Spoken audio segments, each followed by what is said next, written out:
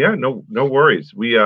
I've been telling people for a couple of months now that I wanted to get you on the show. Doc Holloway, what is psychiatry, and what do you do? Well, psychiatry actually probably developed in earnest in the late 1800s, early 1900s. Then the focus was more on sort of individuals who had what we would now call personality disorders or severe mental illnesses like schizophrenia, bipolar. Since that time, it's really evolved to really capture a lot of diseases that have a primary focus in the psychological, emotional area that prevent people from being able to function because technically you don't have a psychiatric disease unless there is some impairment in your ability to function because people get depressed but they don't stay depressed, people get anxious but they're not overwhelmed. But for those individuals who really cross a threshold where maybe their symptoms are causing impairment and over a certain duration and they don't have the ability Re-regulate, yes, to rebalance, to re-regulate. So getting sad and getting upset with yourself or getting anxious, those aren't bad things per se. That's called normal. Normal. Because there are some things that should upset you. There are some things that should make you anxious. Or sad. Or sad. Yes, right. Yeah. Yes. I mean, that's a good thing. Where are in the brain, there's a layer of cells where emotions are essentially stored. What's that layer called? It's called the limbic system. The limbic system, right? Yes. The corpus callosum, is that? Well, the corpus callosum actually is the part of the brain that connects the left hemisphere and the right. Okay, yeah. So that's not the right one. That's right. There's a. I'm missing a.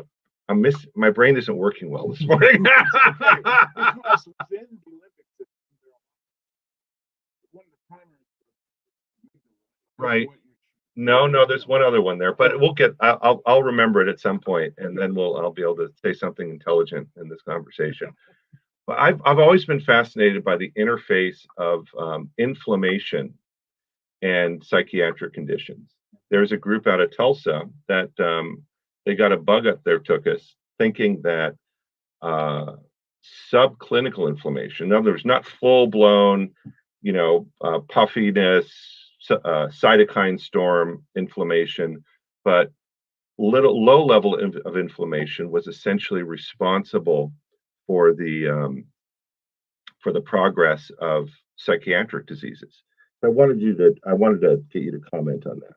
Yeah, I think first of all, to speak to it broadly first, take a broad swipe and then bring it to psychiatric disease. I think across the board, if you look at any disease processes or any classification of diseases, one of the correlates that is related to those disease processes is inflammation.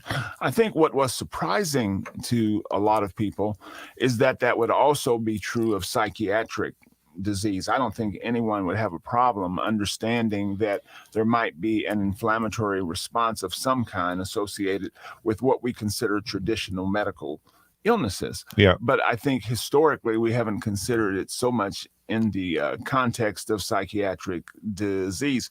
But Adam, I actually have thoughts about that. I know you do. Right.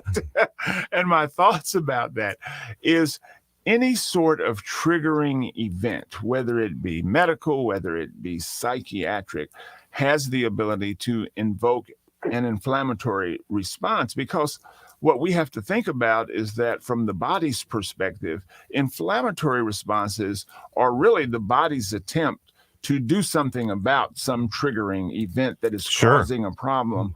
However, when it overshoots or when it becomes chronic instead of... Well, this is the balance between innate immunity and adaptive immunity. Absolutely. Right? Now, when you get hit with a baseball, right, and you get that bump on your head, that's an innate immune response. It's a triggering episode, right? Absolutely. And the design of the inflammatory system is actually to turn on and turn off.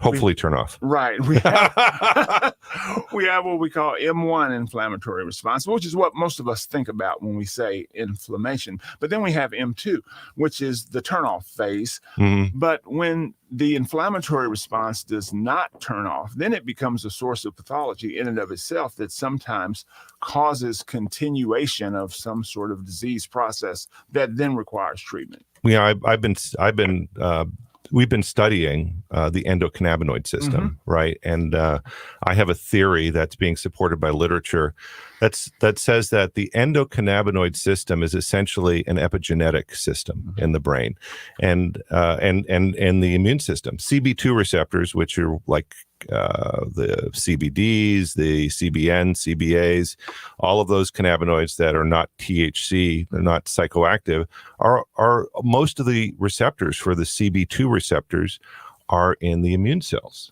99% of the receptors for CB2 for cannabinoids are in the immune system.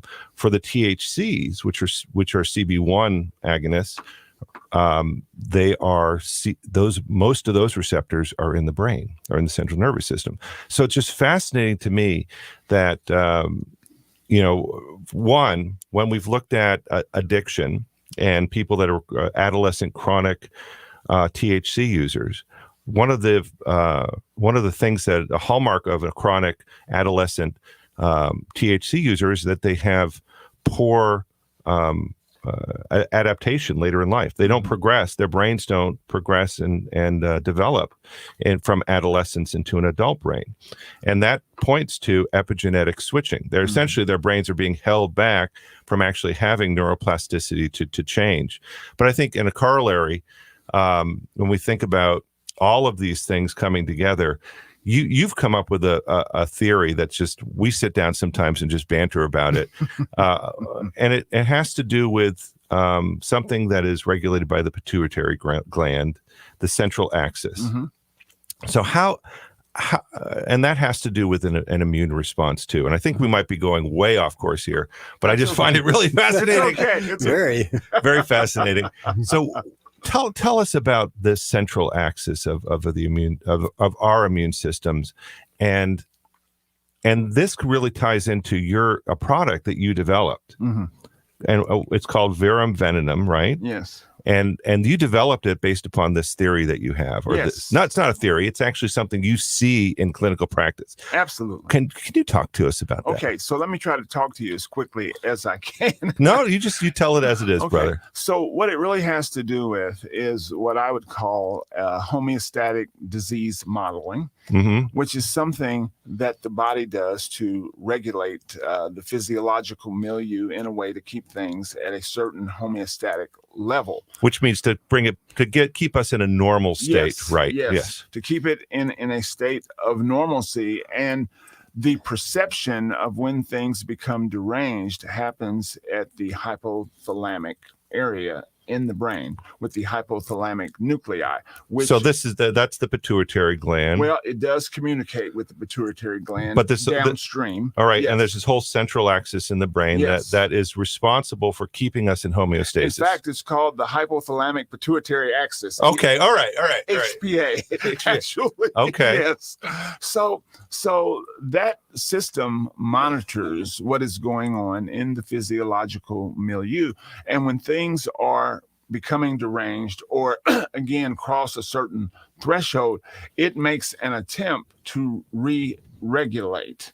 And that is a very important part for all of us, because it probably does it thousands of times a day, maybe even millions of times a day, and we don't realize it. Sure. I mean, we're totally unaware of it. We are only aware of it when there are significant changes. So you're talking about water balance, yes, oxygen balance. You're talking about the basic core functions of us being normal. The central axis is regulating. It does. It regulates all of that, but it also regulates when it becomes skewed. The problem is skewed. You're talking about like major infection. Yes. I mean, that happens a lot. We see it in sepsis. I mean, so is sepsis a central axis dysfunction? Well, Or is it a response to a central It's a response, yes. And so this is a problem because when these things begin to happen, again, the design of the system is to turn on and turn off because the design, it's a binary system, you know. Okay, so it's either on or off. It's either on or off or up or down, however we want to say it. But if something occurs, if there is a big enough trigger or a trigger that for some reason is not responding to these small changes in the homeostatic system, then what happens is the system stays on for longer than it should. And sometimes that creates significant problems, particularly with the inflammatory response. One of the things, for example, we see in COVID-19 patients is they have this huge inflammatory storm that does not turn off. And organ systems become overwhelmed. And then, of course, the homeostatic system has to work harder to try to rebalance it. Yes, to rebalance I'm it. Adam Payne. Next to me is Lou Phillips. We have Dr. Willis Holloway in the studio here. This is KOKC 1520 AM, and we're going to go to a short break. Thank you. KOKC. Join us Saturday morning at 10 a.m. for Great Health Live this week with Dr. Cass Ingram with North American Urban Spice, Adam Payne, founder of Ultra Botanica, and Dr. Lewis Phillips of Meridian Avenue Nutrition. Call with your questions on KOKC 95.3 FM or 1520 AM. Call now, 478-1520. Talk radio's new generation, 1520 KOKC.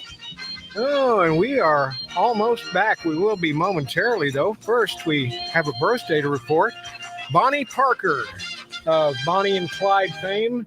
Well, she was born in 1910, but she's no longer with us, of course. And, let's see, also Julie Andrews, born in 1935. In 1908, the Model T was introduced, and I sold mine last year. 1977, and y'all may know who this is. Madison Square Garden inducted Reginald Dwight into the Hall of Fame, the first rock and roller to be inducted. You might know him by his other name, Elton John. And that happened in 1977. Hey, also today Don McLean is 76. Is he and really? Sting is 70, I think. Yeah, Sting's 70. See that old? Huh, I didn't think so, but man, I guess so. Hey, we're back with Great Health Live on Saturday. We have a special guest, Dr. Holloway and Adam Payne, and Josh is on the short line. And we're giving away free samples all over the city. You want to name some of those places, Josh, that we're giving free samples away? And any caller today, you would get a free bottle. Well, yeah, we're looking. We will be looking forward for your calls at 405-478-1520. Josh, where can we get some samples? Yes. Out at Innovative Pharmacy at 15th and Kelly in Edmond, Flourish Pharmacy at 147th and North Penn, Aiken's Health Food Store at 63rd and May, Medic Pharmacy out there on the edge of Lake Hefner. We've got Taylor's Herbs over on 46th and MacArthur. Of course, Lou Phillips sitting there at 1321 North Meridian, and then Green Acres in South Oklahoma City. And we've got Dodgson's Health Foods in Norman and Doctors Park Pharmacy in Norman and out in Mustang and in Edmond, a couple of other pharmacies. They continue to onboard as they have results with their patients. That's great. Yeah, we're back in the studio here. I'm Adam Payne, Lou Phillips to my right. Dr. Holloway, we interrupted you when you were getting into the central axis and the immune system. It's okay. Let me give the model real quick, and then it'll probably make more sense. So in a homeostatic disease model, there are three primary pieces to it. There's a triggering event, or whatever started the disease process. Then there is what we call a proliferative phase, which is usually when the body is mounting its response to the disease process. And then there's a shutdown phase, which is when it turns off, as we mentioned. When it re-regulates back to normal. So the scary part, and this is what I want to mention before it's time for me to get off the mic again, is this. So the scary part of all of this with any disease process is the degree of, or the magnitude of the proliferative phase correlates to the magnitude of the shutdown phase. So because the shutdown phase in some ways is, or I shouldn't say in some ways, is the body's attempt to protect itself against the proliferative phase. If it is unable to mitigate against it, then at some point it's got to shut down. But the problem is all of this is mediated through the autonomic nervous system.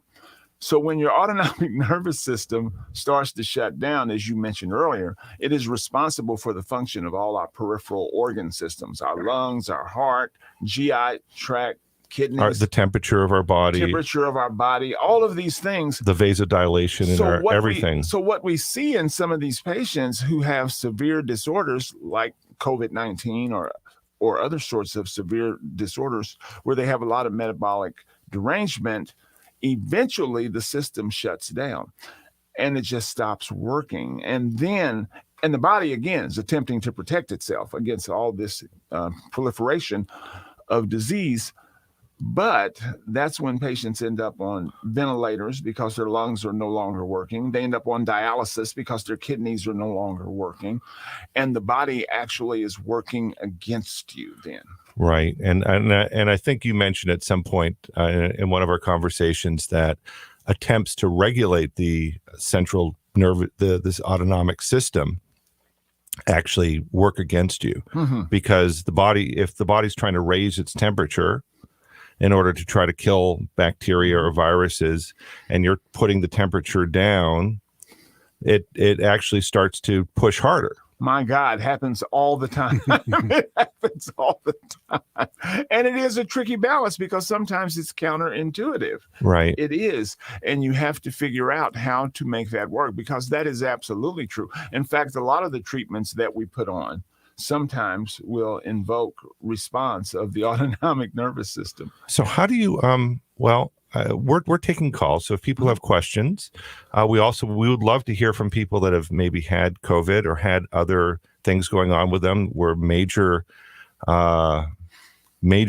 responses of their immune system.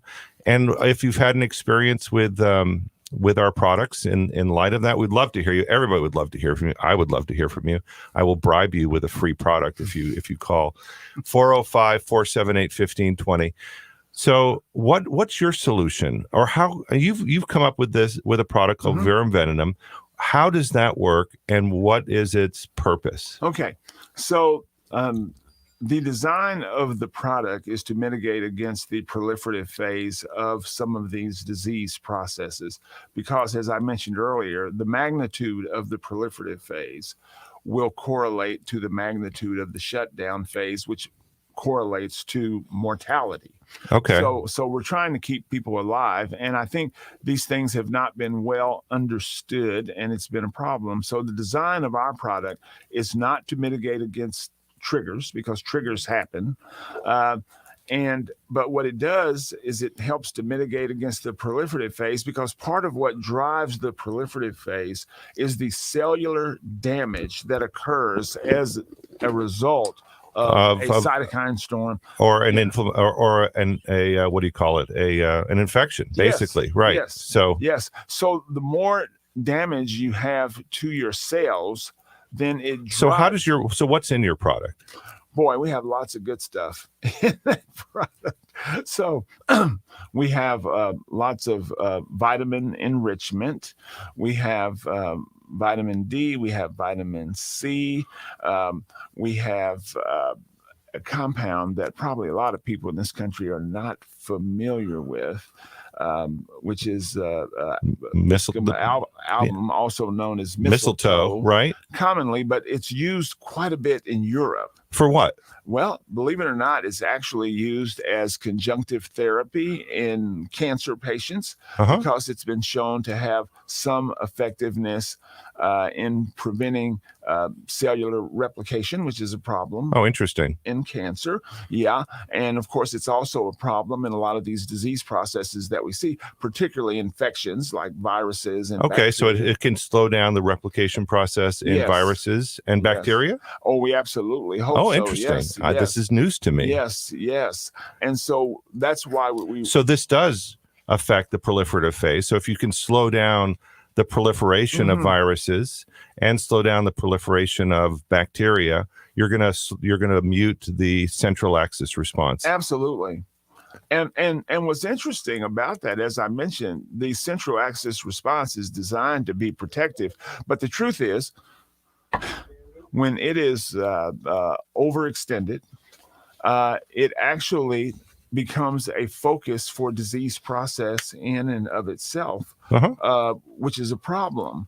And so therefore, what we want to do is actually mitigate against the proliferative phase. It's probably the most important thing you can do. And you also have UltraCur in there, don't you? Yes. We do. Absolutely have. We have. So our Kirk, I'm a little selfish here. We do have our material in Virum Venenum. Where can people get Virum Venenum? Okay, so we have a website. The website is ipwellnessok.com. So let me say that slowly.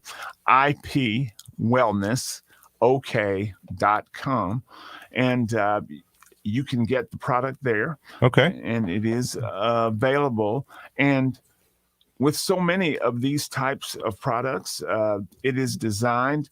I mean, if you develop the illness, you can always take it, but the best use of the product is as a prevention. Prevention, yeah. Yes, is the best use of the product. Well, Lou, would this be something you would look at carrying? Oh, yes, definitely. I'm sorry I missed. You went over the ingredients. Yeah, so it's mistletoe. Ah. Do you know about mistletoe? Is it from the fruit or the leaf? I believe it is from which one? I think it's from the leaf. Yeah. Okay. Yeah. Because and what else? It has vitamin D, vitamin C, and it has UltraCur in it. Mm-hmm. Oh, okay. Yes. And I think there's one. Is there any chance you wholesale it to retailers? You know what? We absolutely can. We haven't so far, but that is really? absolutely an option. Yeah. In fact, we have been asked about that, not only to retailers, but we've had physicians ask us that question too. Yeah, sure. Yeah. So yeah, I'd love to have it. I think the addition of mistletoe is really interesting. I had a disorder, a depression for 44 years, extreme depression, and I finally found some answers. But most of them are in nature, like your product. Yeah, so I was really curious as you were talking all along if it was herbs, food base, which it is, and because the good Lord makes some wonderful things we put in our body. And if I always say, if the good Lord didn't make it, your body probably doesn't need it. And listen, can I say this? And this is coming from a physician. And I'm a traditionally allopathically trained physician, but the truth is that so many of the treatments that we put on actually cause our bodies to work against that treatment. And I don't think we realize, and that's part of the reason why, if you see a lot of treatments across many disease states, let's just use hypertension and diabetes as examples. So a patient will start out, for example, let's talk about insulin, will start out on 5 units of insulin. But within 6 months, they're on 10. Then they're on 15. Then they're on 20. Then they're on 20 twice a day. The dose keeps going up, and that's because the body is fighting back against it. What we have to understand is these treatments that we put on, the body perceives them as a foreign type of invader. So you really have to be careful with how you use these treatments because they're not natural. I have a good example. I as a child developed Crohn's disease from one shot of penicillin. Wow. One shot, and I broke out in hives in 12 hours. It took it in the afternoon, and I was just a week or two before my 8th birthday. And by the next morning, I was just covered with hives. And by the next summer, this was in December, and by the next summer, I was depressed as a child. And I didn't know. I hated everything. That's what my depression was, hate. I hated myself, and you can't love your neighbor if you don't love yourself. And I hated myself terribly, and I hated everything that went on. And it was this way for 44 years, and I kept going to doctors trying to find a prescription.